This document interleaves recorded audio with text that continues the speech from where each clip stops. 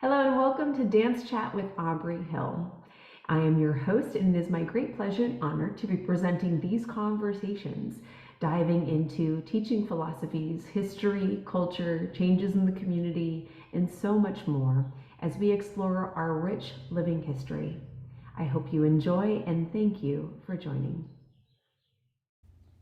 Ma Shuqa is known for instructing dancers in the art of belly dance, danse orientale, which Ma Shuqa does with mastery in her performances and coaching.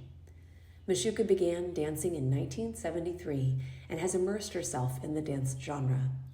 She reached international fame as a master teacher and has starred in many gala performances. Ma Shuqa is world-renowned as the first performer with Isis wings, creating and dancing with them for over 30 years. She melds her professional background with instructional design and teaching experience, creating her Ma Shuqa method, which provides dancers a unique structure for creating their own signature performances while dancing to finger cymbals, zagat, that capture the musicality of Middle Eastern music and present dance that captures the hearts and minds of audiences worldwide. Ma Shuqa's dance style and teaching repertoire reflect years of study, evident in her dazzling performances to Egyptian, Greek, Arabic, Turkish, Armenian, Moroccan, Persian, and Lebanese music. A comment often heard from her audiences, whether in Cairo, Germany, or Athens: she understands our music and our culture. In her dancing, we see the expression of joy and emotions of our culture. Please welcome Ma Shuqa. All right, yay! Well, welcome.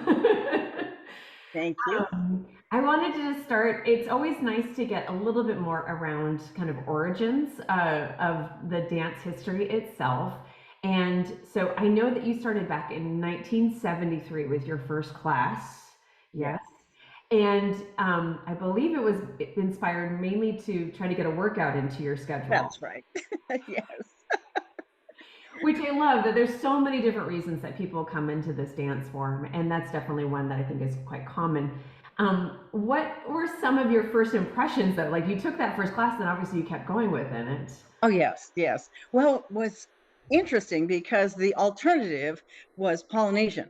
So learning all the stories and the language and all of that. And I thought, oh, I'm a graduate student. I'm already up to here with, learning. So I'll just do this fun class for exercise. Well, the music moved me. Absolutely.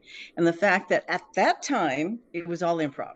We didn't study choreography. We studied the rhythms, the musicality, the instrumentation, so we could move to it. So that was the beauty of it. Yes. So soon I was taking 3 dance classes a week, and yes, commuting everywhere. And yes, we all get hooked. Yes. Yeah, I think it is such an infectious experience.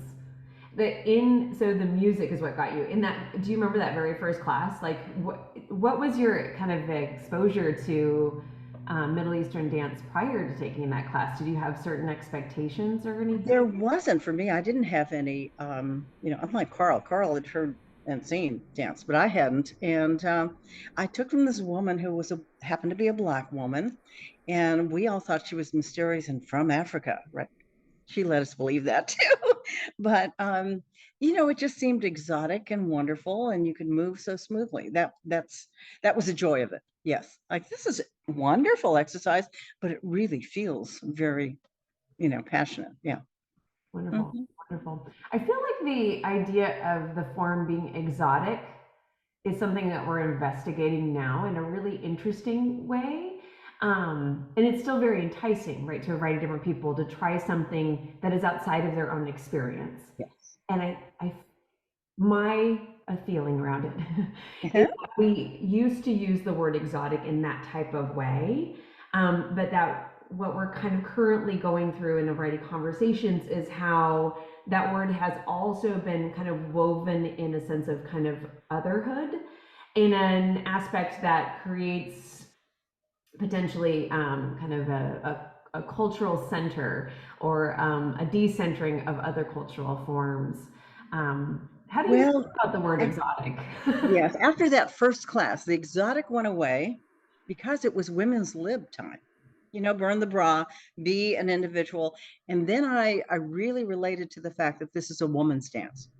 And back then, other than Burt Belladine, there were no men in the dance, and maybe Bobby Farrar on the other coast. But it was our dance, so we embraced it and shared this dance with other women. Yeah.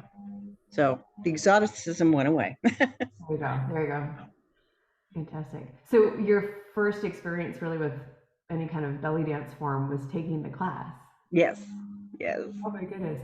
What was the first performance that you remember experiencing? Oh, the first performance I do remember is watching Amina. Mm.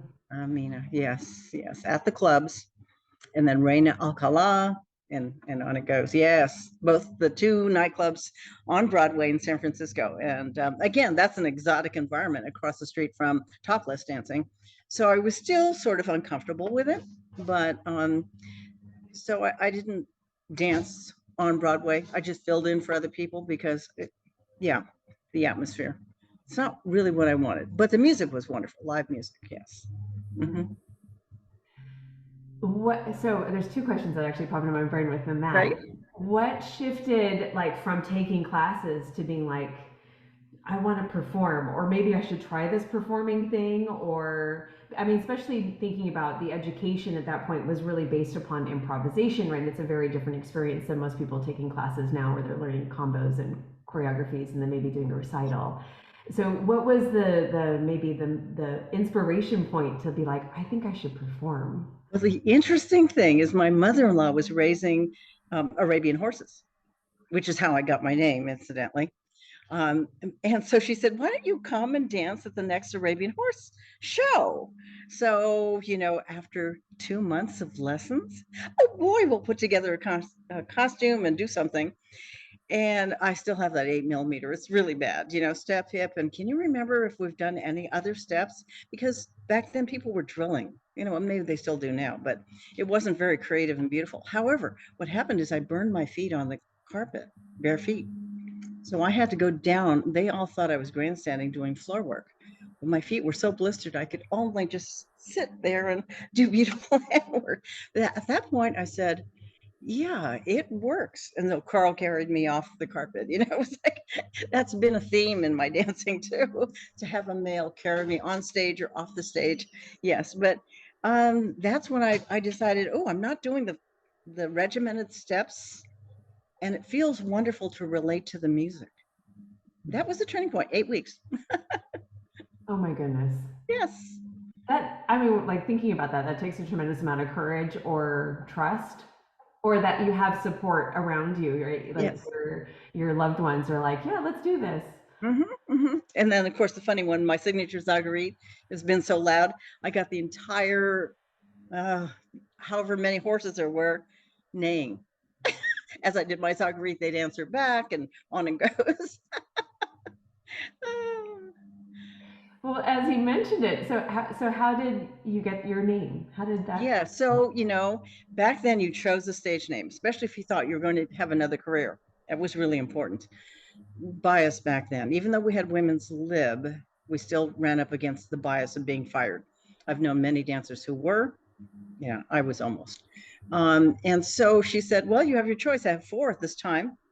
And I really wanted Sharifa. That's Princess, so beautiful, but my best friend was already Sharifa. So it was Tijana, Londa, or Ma Shuqa. And I said, I'll take the little boy's name and add an A. But it does mean beloved, so that's kind of nice. Beautiful. Mm-hmm. It's so beautiful. It is an interesting side of things, right? That Yes. I think when I started, there it was still a space of like, yeah, you took a stage name on as a form of protecting your personal identity. It Right. was definitely very much of like a professionalism and yeah, protection kind of thing. And then yeah, it seemed like it was maybe in the early 2000s that really Mm-hmm. started to shift, and so people started really embracing being able to use their own name, although I know a variety of people that are still in very particular fields in their careers that still need to keep things very, very separate. Yes.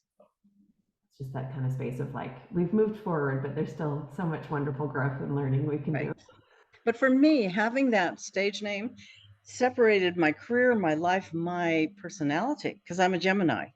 So I would go into the eyelashes, makeup, and costumes and glitter, and then the business suit, you know?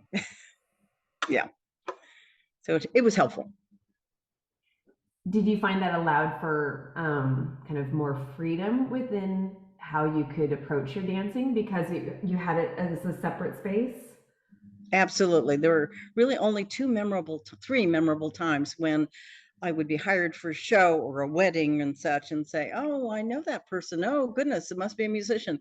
No, it's a Persian wedding. And that's one of my MBA students. And he's sitting there saying, there's my MBA professor. And, or someone at, oh, of all things, Atari, one of the early gaming companies.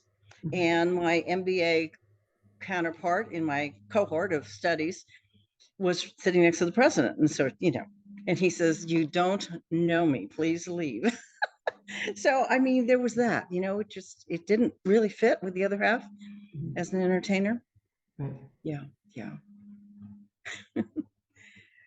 So I felt most free in Germany because, you know, there's no family, friends, or anyone. And actually, you couldn't talk to anyone because you weren't conversant in the language. But, you know, you could enjoy the music, enjoy the bands. Yeah.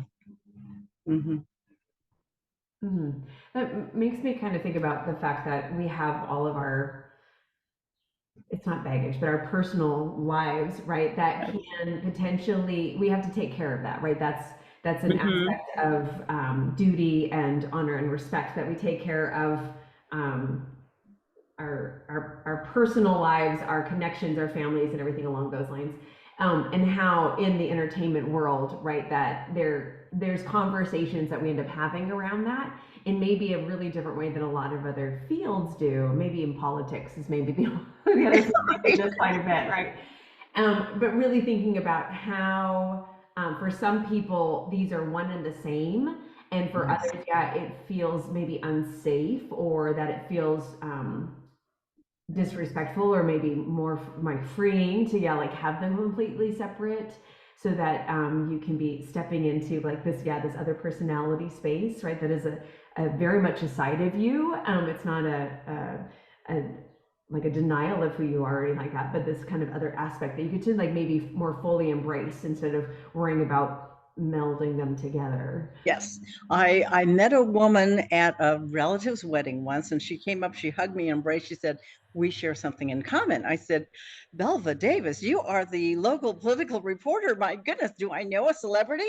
And she said, well, you know, your cousin works for the station, but let me tell you, he shared that you're a dancer. Of course, we wouldn't know that we danced from wearing for the wedding, but she said, I'm a Polynesian dancer. And being a political reporter, I can't dance in the Bay Area. So she would take trips to Tahiti to dance. And she danced with the professional shows in Tahiti. And, you know, that, and she's still now, she's returned to teaching her Hawaiian Tahitian. She's 98 and Oh, she's still teaching. She's embraced it since retirement. yeah.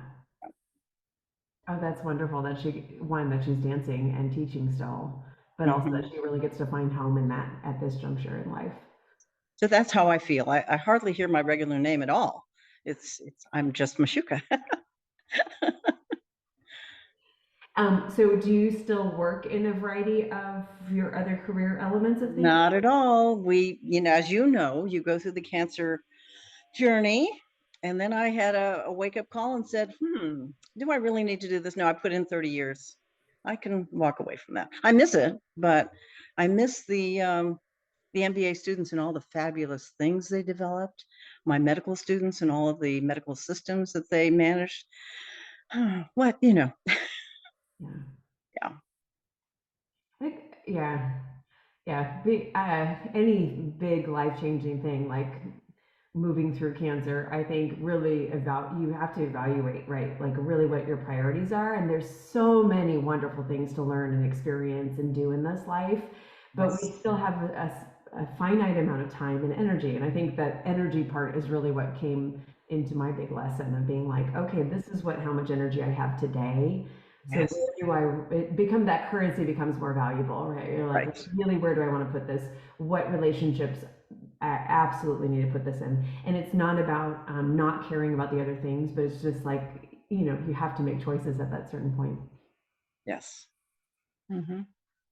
Yeah. Oh, what an experience. But we did it. Yes, we did. And we're here And to you're talk about continuing it. to. I love it. Right. You continued, you got your master's degree, and you're going on to do so many different forms of dance. That's Yeah. wonderful. That's Yeah. wonderful. Mm-hmm. So, having been a part of the dance scene, especially in the Bay Area, but also internationally and everywhere, what are some of the larger changes that you've seen in the community or in the dance, even? Right. Well, there are several notable trends.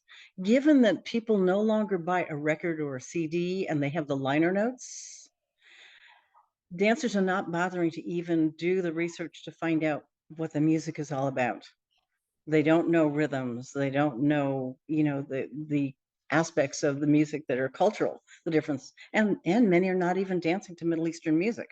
So that has changed the scene so much. Um, and you just go to Spotify or you just do your, search and it finds it and it sounds good, or you capture it. Oh, she's dancing to something wonderful. Capture it. Now I'm going to dance to that. And then yeah, it doesn't always work, especially when they come to competition. And then there's one that requires certain rhythms and finger symbols and a certain styling, Persian to Turkish to Arabic, and then they don't know. You can see them with a wide eye, like, I don't know what this is. But it's not most notable there. And then the tribal. Tribal first used Middle Eastern music, and now it's on to beats and rhythms. And then the tribal with I'm learning from a troupe that I'm working with, 25 classic moves. And I said, well, with the music and the rhythm right about here, why don't you? No, we can't do that. It's not allowed. I'm surprised that it's that regimented at this point in time. You can't bend your knees for a little dip because there's the dynamic in the music, or your hands are there anyway. Can you play your cymbals? Really fascinating. So I was hoping to cross over with this ATS troupe and see if they could dance to Middle Eastern music, because they presented me with the challenge of, can you please, we know your wonderful system of finger symbols, can you take apart these drum solos so that we could learn them and then memorize them? Then when they put their ATS to it, it didn't fit. So I don't know what they're going to do.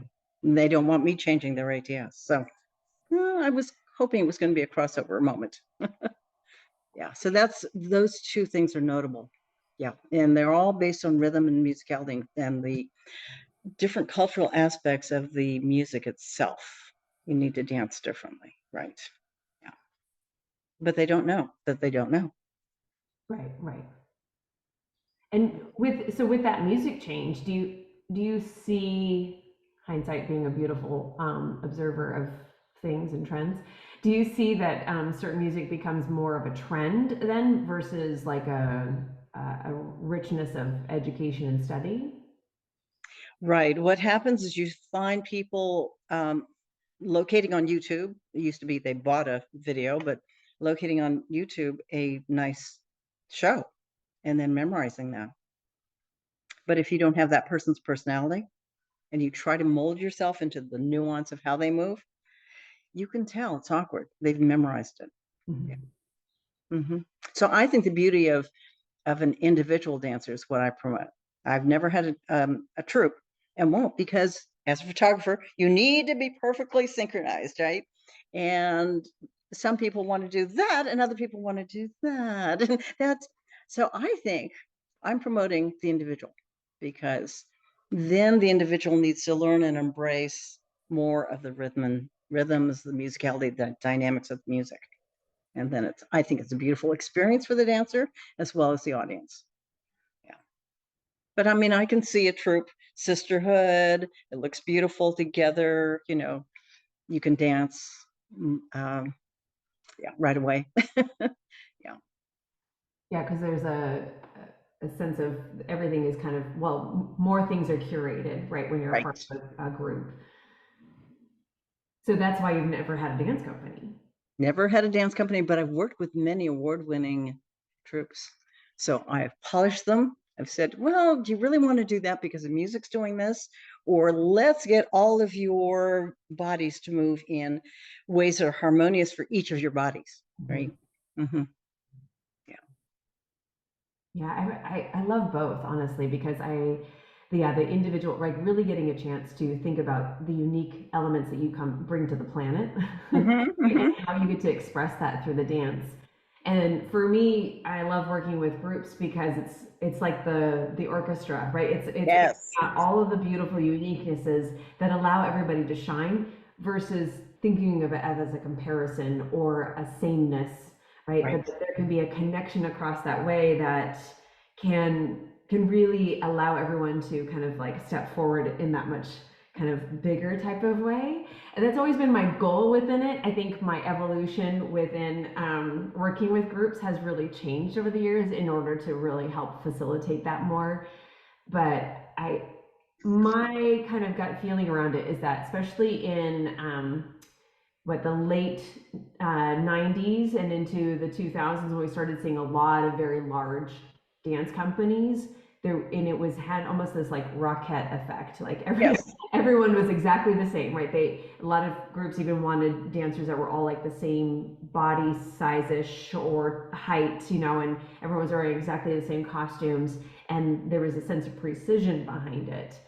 And for me, it felt like we were trying to legitimize, I'm going to put that in quotation marks, we were trying to legitimize the dance by being able to compare ourselves to other forms and the values that other dance forms may have, but might not actually be the values that this form has risen and grew and evolved. Mm-hmm. But I'm always really excited when I see more Asian American dancers in our community because we are a smaller grouping. We're a smaller part of the community. And we've had conversations about this at different festivals and getting really excited to see another Asian American dancer on stage and just shining in what she brings to the dance and the uniqueness that she brings into this. I don't know if there's any kind of aspects or things that you've seen over the decades that feel like that have changed or that have influenced acceptance or assumptions around Asian Americans participating in Middle Eastern dance. Well, there's currently the confusion in the Center for International Dance out of Paris, that whole conversation last fall of what shall we call our dance? Yes, and they decided to call it Oriental at that particular juncture. And of course, if we say Oriental or Oriental, yes, what do they expect? Mhm. So you know, do we use the term belly dance? But in terms of Asian dancers, you're right, there are fewer. I know for me, in my generation, my parents never saw me dance. It was like, well, are you a bar girl or what is your dancing on stage? I mean, they would be proud of me that I'd accomplished what I had and that I was teaching, but they never would come to a show. And I remember an aunt, I have tickets to San Francisco. It's a big stage, 1,000 people. And she waited by the stage door and she said, well, that was interesting. And then,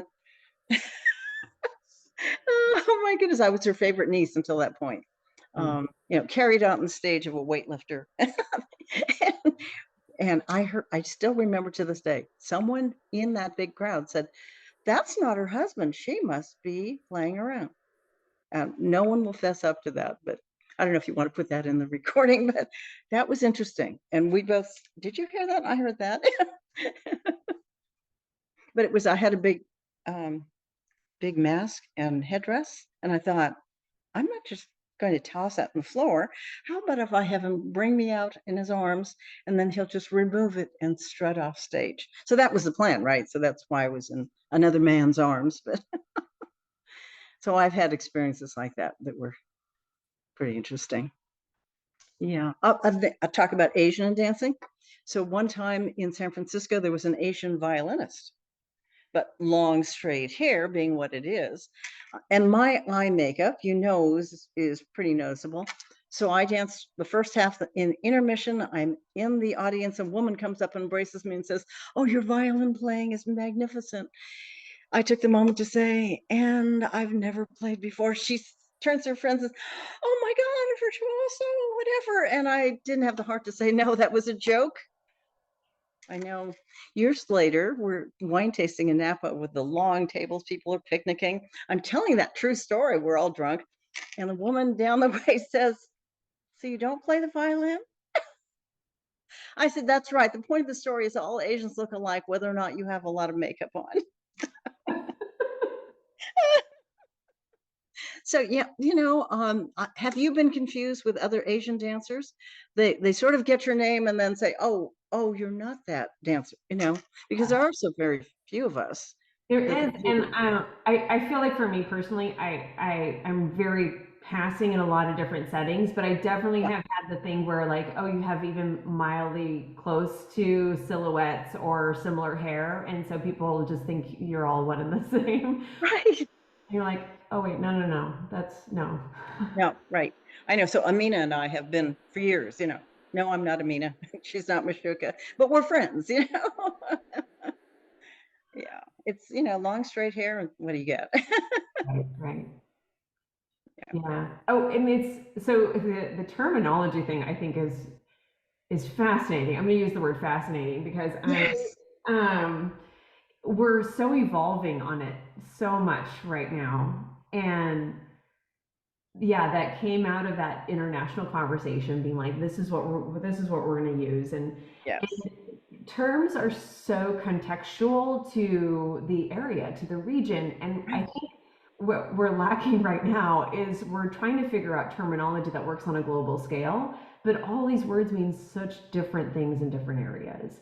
And yeah, when I was thinking about like the word oriental, I'm like, I can't use the word oriental, like thinking about just the history here and so much shared family history in that too, like thinking about, yeah, racial marginalization and the the camps during World War II and just so many different things. I was like, there's just no way that I can do that. And not that I find necessarily everyone using it offensive or anything like that. I feel like everyone needs to use the terms that they want to. And I think maybe because I want a resolution, I'm not sure. But I also find it's easier when people are doing Turkish styling because Mhm. that word in particular holds a very different meaning in Turkey. And That's right. so it's used a lot there. But it's still all of our terms are a dichotomy, right? Like it's Occidental and Oriental, it's East and West. It's, even when we think about Middle Eastern dance, where you're like, well, you're still putting somewhere center that isn't what the form is, right? Even rock sharki, it's the one that I use more commonly because it's at least in Arabic, and Yes. what I do is more in Arabic forms, but it's still saying Eastern dance. It's still orienting to somewhere else. So it's this complexity of how we use terms that work in the region that we're in, but also then how do we communicate on a global scale where people will understand, but also not necessarily get offended. The word tribal is a perfect example of that too. Tribe from which country or region or yes. Yeah, and like, I mean, we've been really dissecting that here in the United States because we have deeply ugly history in how the indigenous people here were treated over the course of history and still are. And so tribal holds like so much heavy connotation to it. If I look Hmm. at Europe or even in South America, right, the word tribal is totally different there. So it's like I can't get offended if fusion dancers using the word tribal in those areas because like they have different connotations. Like it's dressed completely differently. Yes. So yeah, this whole terminology thing on a global scale, which is just going to continue to get more interconnected within like the internet and everything, I find interesting. It's fascinating. And yet, if you want to be avoided by the search engines, don't put in belly dance. For years, all my literature, all my writing, even, I would not say belly dance. I would just say our favorite genre. I would, cite the music, but never say belly dance. It was just one of those biases because of what my parents said. Oh, that's not honorable. But then when I had a website, I needed to put in belly dance. And so when I switched to Oriental dance or Oriental dance, and I still, as known as belly dance. I mean, you look it up in Wikipedia, it's belly dance. Yeah. Yeah, I'm having a very contentious relationship with that word right now. Mainly because for so long I really rooted for it and readily utilized it as a way Right. to connect our community across all of our different cultures, right? Yes. It was the term that it was the commercial term that we associated, right, in Mm-hmm. a lot of different ways, but it was an easy pillar to for all Mm-hmm. of these different styles to connect to. And then it was in 2018, I think it was 2018, I saw a college dance performance. It was the student concert, and they had a belly dance class, and it was actually labeled that, which was totally fine. I've taught college level classes that were called belly dance, and but what came out was, it was, and they had labeled it Egyptian belly dance, and I was like, okay, Okay. okay. But what was performed had nothing to do with Egypt at all, Oh my and it was goodness.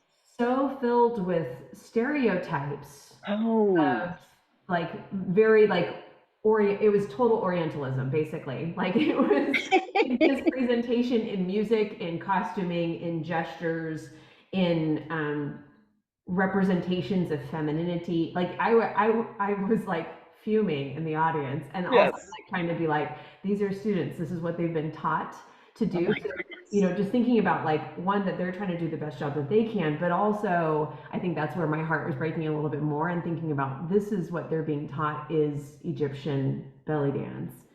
And I went home and I was so furious. And it was like that was like the moment that it just cracked. And I was like, oh, there's a different battle that needs to happen. Yeah. Right. And I did a huge post about it. And then after that, just kind of getting into various conversations, thinking more and more about how we are reiterating these terms. And I used it, yeah, and everyone's just like, but if I don't call my class this, nobody will understand what it is. Right. Right. And it's just like, well, I think the other problem that I have really with the term belly dance is like, it's like kind of deeper colonial kind of roots, right? Right. Besides the fact that it's so objectifying, I never used to think of it that way. But so if anyone's listening and they don't think of it that way, that's totally fine. But right, it just like, once I started experiencing this term in these really detached from the culture ways, I started really thinking about how I want to use my terms differently, even if it means that I maybe don't get hit by the search engines as much. But yeah, Right. it's this battle as to what is then getting exposed versus what's not getting exposed, what's part of the conversation, what's not part of the conversation. That's right. I agree. Yes. Yeah, yeah, it's an interesting one. I'm going to use that word again. I think the family thing though is so interesting because I have some family members that are very supportive, and I have a lot of family members that are supportive because they appreciate and can respect how hard I work, but Mm-hmm. they don't want to see me dance. They don't Right. really want to know anything about the dancing, right? And it took it, I was 15 years plus in already before I finally started getting respect, because it was obviously not just something I was doing to fulfill my ego, Right. or like getting attention or something, that it was like, oh, you're actually working really hard on this. So then I was given the respect, but yeah, and like not necessarily the interest. And That's true. It was the same thing. My parents in their later years, they passed in their early 90s, but they heard from other sources of people who were in credible technical worlds, who happened to be women, who knew of me as a dancer, who they had just started taking dance. So that was the bridge. It was interesting. Now it was legitimate, and okay, she has a reputation, and it's not just she's a hoochie coochie dancer. I mean, that's what do they know? They've never seen us dance, right? Hmm. Yeah. one, I do find it is something specific to dance, right? That is not something that necessarily other art forms experience in the same type of way. I think taking on an artistic pathway is always complex for family to support, because they know it's potentially really precarious Right. financially and everything. But that also, just when it's with dance, that it's about your body, right? So if it easily gets projected, these ideas of being very self-serving or self-centering, in Hmm. a way that I always find fastly like if you experience dance, you don't, that's not what it is at all, right? It's, those are the kind of projections that usually come from people that are actually terrified to move their body. Yes, yes.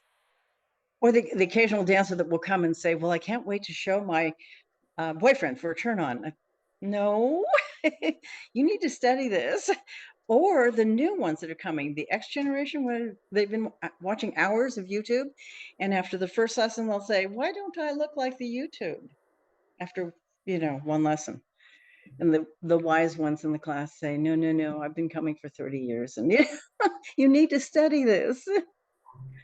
And Yeah. also, you're never going to look like the YouTube because you want to look like you and like fully expressing who you are through the dance. But yeah, Yeah. but yeah.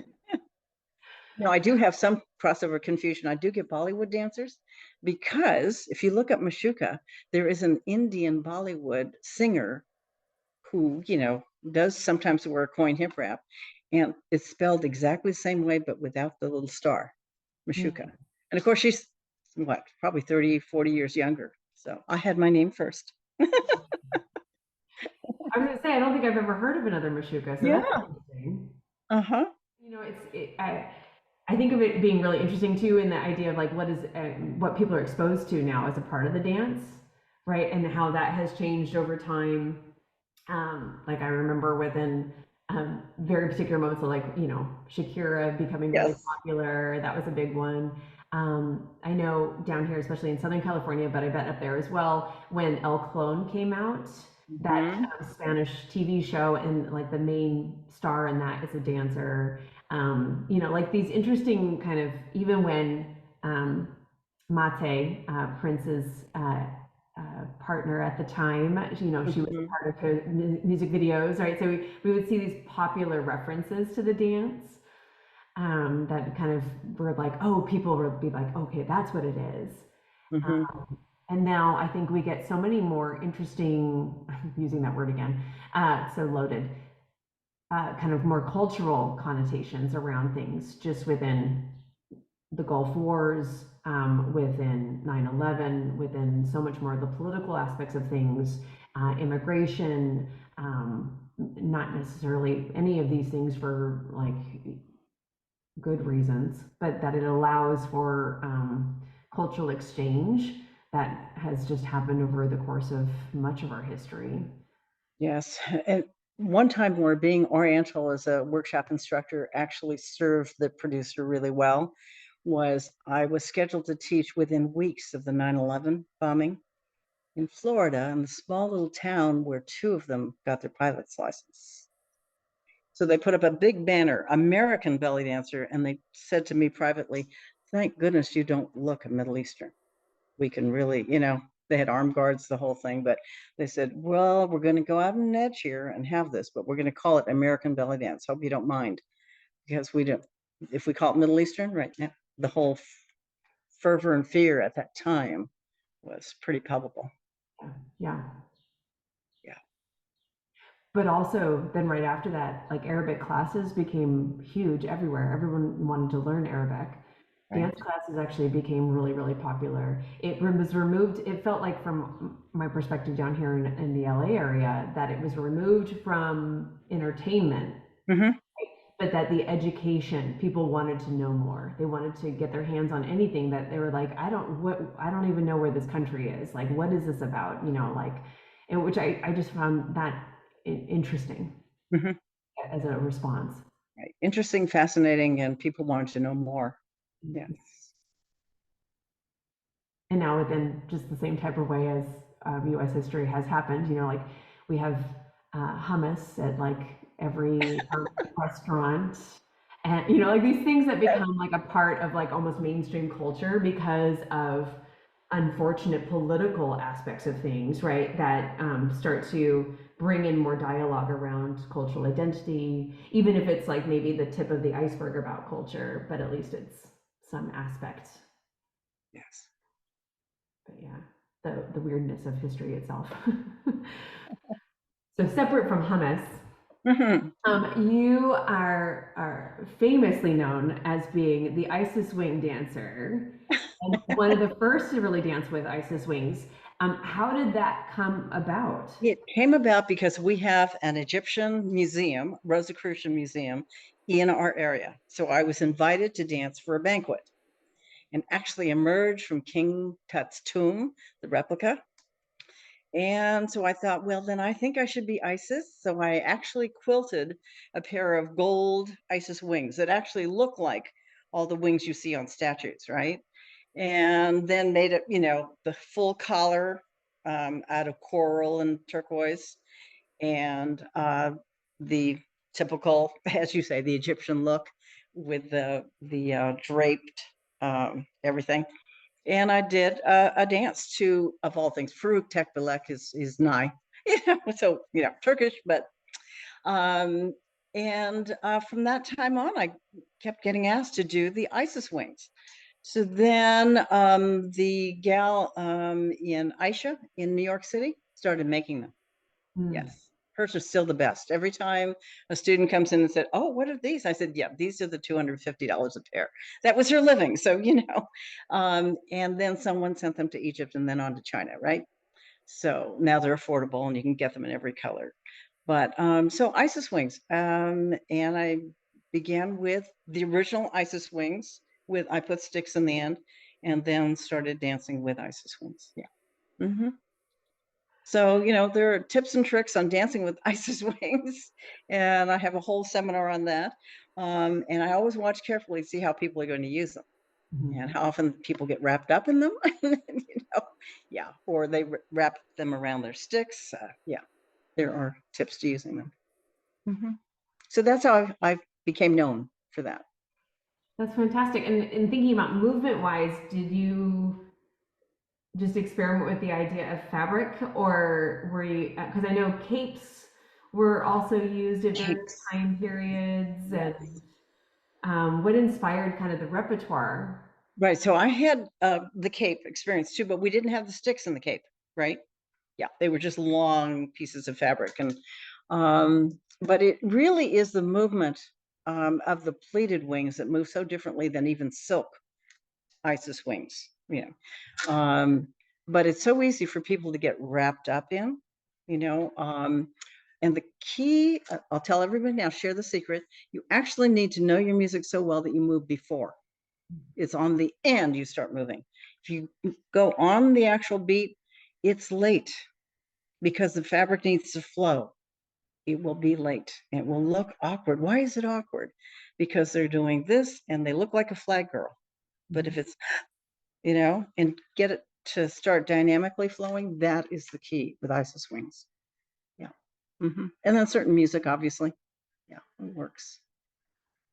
I approach veil work in that type of way too, and just thinking Mm-hmm. about like it's not a prop. Like you want the fabric to dance. Like the Right. fabric is now part of your musicality. So thinking about how there's times when you need to create that little extra lift in the wrist, right? So that Right. you The can wrist. layer underneath the fabric. Yes. Now, like and thinking about how every type of fabric moves differently. So how you're going to move your upper body and your arms will be different because you got to make that fabric dance. Mhm. Yeah. So, So on the silk veil, it's the flick of the wrist and the elbow needs to move too, to move the body. So you really get the extension, the power. Otherwise, people are just dancing again. It's just material hanging from your arms. And then if you flick, you've got that. But flick with the elbows leading. Oh, then you get powerful veil. Yes. Mm-hmm. So, I mean, within the many years that you have been teaching, your name comes up frequently as somebody that has really supported and helped a variety of dancers step into their professional lives and have a sense of confidence in where they're moving forward to. And and just thinking about that, are there other tips that you would give to dancers that I think, especially right now, a lot of dancers are going through a bit of an identity crisis? Yes. That was because of the pandemic and having so many things shut down. What is growing forth is going to be different. It all needs to be different. But also thinking about this kind of social reckoning that we went through as well through the pandemic. And I think we're still having conversations and thinking about how we move forward. that a lot of dancers are maybe feeling a little bit lost into how they step into their own value and that uniqueness that they really Right. bring. Well, from what I do, there's posture and energizing the core. And what does that mean? It's not just zip up the Levi's, then you can't dance. But a way of naturally getting the posture. And that's going to energize your dance versus just standing there and the arms are flopping. It's that. That's part of it. The other is knowing your footfall pattern. That is really interesting. Look at your troupe. Some people dance flat-footed. Some people go heel-toe. We mostly walk heel-toe. Some people actually more like ballet. Their legs go out and they are very flat on their feet, but it's toes first, toes out, toes in. That all creates the hip structure and where you move. But that is fascinating. Then how they go on toe. Do you just go up on toe and now you're rigidly balancing there? Or I'm going to share this with everyone. Do a little dip with your knees, lean forward with your knees, press into your front toes, and then lift your heels. Then it's going to travel up your body and you'll have good posture and you can dance and your feet are lighter and you can move faster. But if you do the typical, I'm on my toes, and then you can't dance. You're trying to balance on your toes. So that's another one. And then the other thing is your elbows. If your elbows move, your body moves. Yeah, if you just move from the shoulders, you've got that. You can have a wave in your hand, but it's the elbow that actually moves. So I move people through circles, figure eights, and up and down and back. And then you've got body movement that's beautiful. So those are the tips that I give people to take them from, okay, I learned these steps, but it doesn't feel like I'm performing and I don't feel wonderful. And then musicality, how do you match that with music and the rhythms? Yeah. Elbows are And such then a you've got, funny thing because I think elbows are not something that dancers think about at all, right? They're exactly. like either really bent or they're like there's like Right. a stiff joint on a lot of people's bodies. Exactly. Here's a trip for everybody who's got the this if you pull your elbows back, look at everything just pulls, and then you get really good strong dancing. But if you dance like this and everything's out there, it's all flopping around. So those are the kinds of things I enjoy sharing, with dancers. Or the fact that if you want to lift your hip, maybe you should be on toe and then learn how to lift your hip. Later on, you can do it flat, but you can manage with your body. But learn your body and what it does and how to best move is really the key. Then I have a concept. Are you a uppy or a downy? Have you heard that from me? No. No, I know it's really interesting. This is just by watching dancers, again, part of the footfall, but part of the way they approach things. Fatima's a downy, Delena's a downy, I'm an uppy. Sahra is an uppy. Okay, here it is. When you stand up from a chair, you put your body forward and you stand up and your hips follow. That's an uppy. So your undulations are this way whenever you move, right? If you're downy, it's like sitting down and then you go into the undulation. So if you're down, down, down, you get an undulation that's very different. It's just you. And on some movements, like down into a hip circle, that's down. You go down. But so many things are an arabesque and an up, right? And that's an uppy. So it's like skating forward or skating backwards. And once people connect into that, they go, that's why I look different than my other teachers. Yeah. And it's just that way you get a fluidity through your dancing as you change weight. You that flow happens, or down up, down up. Yeah. And that's the undulation. I think that's most typical of our dance, to just get a connection through the flow of an undulation. Yeah. Mhm. So that's the other fun tip that I have and how I analyze people. I've had one dancer who does sit down and go up and up and then down. She's like a little jack in the box. Her mother was a dancer. Her mother said, age 90, daughter, what are you doing? That's not how you do an undulation. She's a physician. She says, I don't know. I know everything about the body, but she would go down, up, down, up, down, every time on every weight change. So there's one person in the world I've found who does that. Everybody else, when they take a step out, it's either like push to skate off, and that's an uppy, or sit like you're going backwards and downtown. Yeah. Isn't that interesting? Now, when you watch dancers, watch that. Watch for your troupe, because some people have a predisposition when they take a step, they step down into it. Others, they step and push off. It's interesting to think about it that way because I actually train from that internal space. So when they're doing a different style, especially with my folk dance company, because we do dances from a lot of different regions, to Right. think about how we're holding our internal posture from the aesthetic of the culture versus how they hold their posture from like Yes. out of habit. So thinking about the idea of like being aware of the habit of that so that you then translate it in a slightly different way or own it and command it into your individual style. Yeah. So then I started studying and looking at gait style to see how people's footfall affects their dance. And on a raised stage with a troupe, you can see people who are heel roll through, or people who are just skim like ballet and then set their foot down, or those who stomp. It's just one whole foot that goes down. And there was an interesting thing, a description from a historical reenactment of life and times in Germany of ancient times. And a man said to see these handmade leather shoes, which had soles a little bit, but it wasn't a heel. So, like in moccasins, you can't have a heavy footfall. You're going to feel every pebble and whatnot. So you just carefully walk this way, and your posture is this way. With heels, as soon as heels came into sight, people would clump, heel first, and they'd go into a C and clump, clump, clump. So that is really interesting, isn't it? So you look at the dance in, France and England, where they had the heels and powdered wigs. They had to purposely hold themselves up because with heels you tend to plump down. So that's interesting. I always find I like looking at that from where they're holding their weight in their pelvis Right. because then that's how you like will swing your leg or yeah if you're driving your weight forward from your hips or from your Yes. chest or from your Yes. feet, right, and that will really affect that gait side of it but also where your balance your centering really can be and where your yeah that initiation I think is so different especially in different cultures, right? So being able to then think about like, well, if I'm doing tango, I'm going to really initiate from the front of my chest. Right. I'm doing ballet, it's from my chest, but it's a little more centered. And if Mm-hmm. I'm doing like, well, especially like ballady, like Egyptian ballady, right? It's sort of like way low in the middle of my pelvis. Lower. Yes. Yeah. And like really being able to like shift from there, like automatically makes your feet and your legs move differently too. So like Yes. same kind of thing, but just taking it from a slightly different point.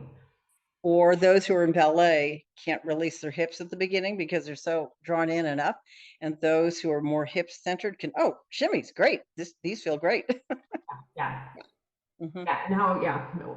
Coming from a Western dance background first, before I came into Middle Eastern forms, there's so many things that I like to introduce to my beginners earlier on because I'm like, I wish I had learned this sooner. It would have Yes. helped Yes.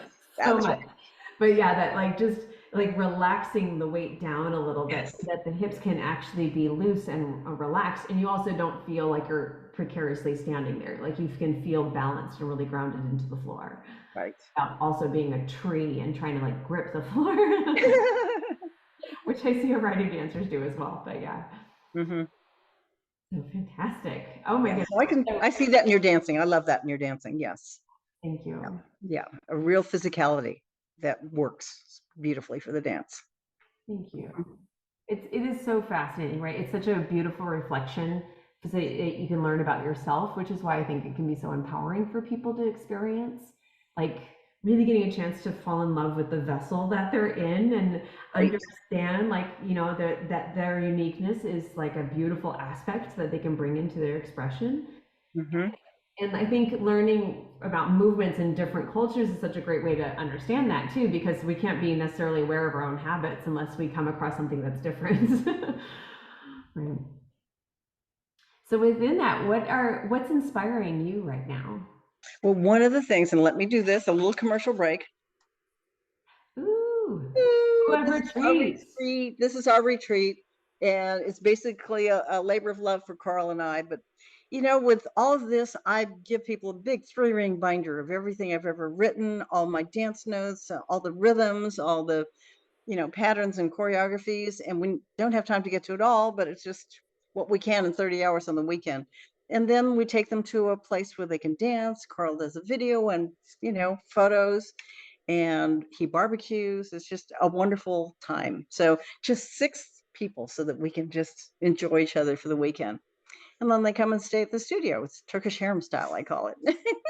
So that's what we're doing now. It's like, and we started before COVID, but it's one of those escape weekends.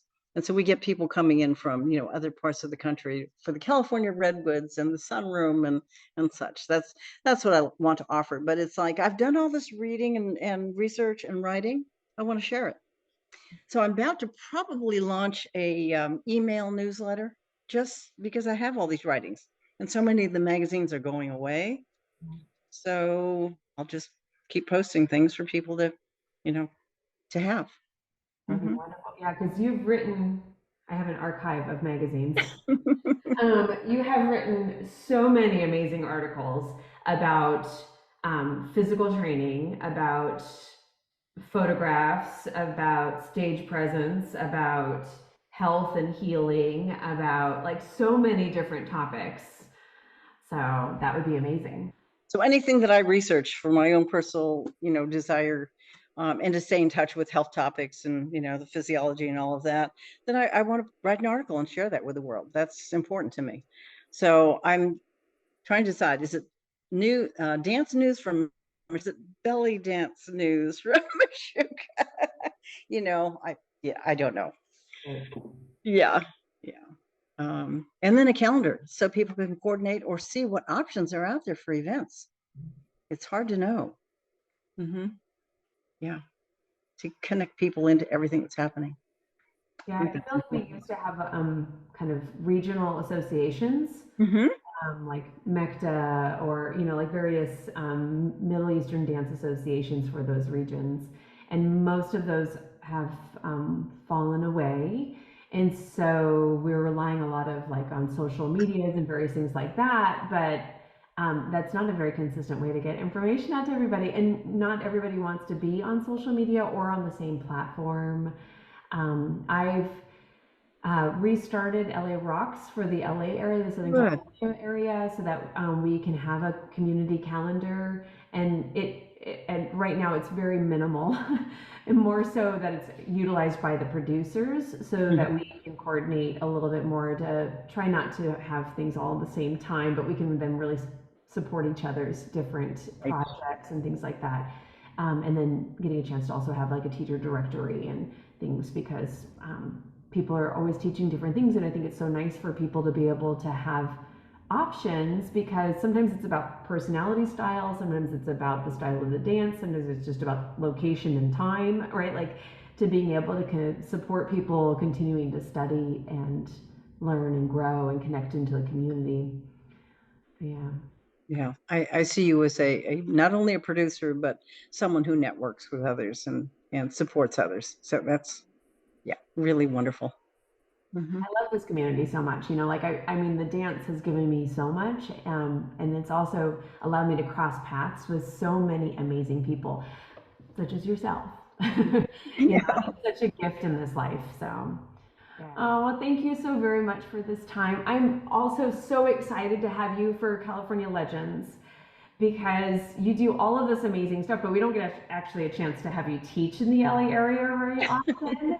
And I think it's just going to be such an amazing weekend to have you down and perform and get a chance to hang out more. Thank you. I appreciate the invitation, and again the opportunity to share and then to hang out and enjoy everyone. Yes. Awesome. Yay. Hey, yes. Any last things that you would like to share? Well, I hope everyone comes back to Middle East camp. It's been what, 3 years? Yeah. Yeah, I'm very excited for that time in the Redwoods. I don't think I really have unplugged since the last camp. Right. Yes. And then just be surrounded by all of that amazing music nonstop, and then just run from one class to the other and just keep dancing and just keep dancing. That's right. That's right. Mm-hmm. Oh, magic in the redwoods. Wonderful. Yes. So we'll see you there. Absolutely.